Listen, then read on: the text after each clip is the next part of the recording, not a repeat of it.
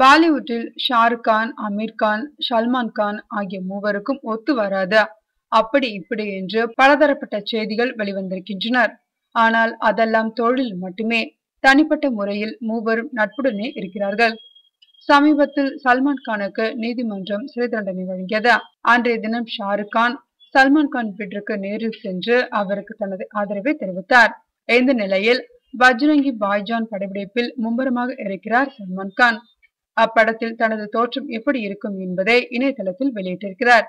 அந்த போஸ்டரை ஷாருக் கானும் அமீர் கானும் தங்கள் சமூக வலைதள பக்கத்தில் எடுத்து வெளியிட்டிருக்கின்றனர். மேலும் தங்கள் சார்பில் பட ப்ரமோஷனுக்காகவும் உதவியிருக்கிறார்கள். இந்த நிலையில் தமிழ் நடிகர்களிடையே இந்த அளவுக்கு தாராள மனப்பான்மை தற்போது உள்ளதா என்று இணையதளங்களில் இளைஞர்கள் கேள்வி கணைகளை தொடுத்திருக்கின்றனர். அஜித்தை பொறுத்தவரை அவர் தன்னுடைய பட ப்ரமோஷன் நிகழ்ச்சிகளில் பங்கேற்க மறுத்துவிடுகிறார். தவிர ட்விட்டர் போன்ற இணையதள தொடர்பும் வைத்திருக்கவில்லை. இதனால் இணையதள தொடர்பு வைத்திருக்கும் விஜய், சூர்யா, அஜித் நடிக்கும் படத்தின் ஸ்டில்லை தங்களது இணையதள பக்கத்தில் வெளியிட்டு ப்ரமோஷனுக்கு உதவுவார்களா என்று கோலிவுட்டில் பட்டிமன்றமே நடக்கிறது.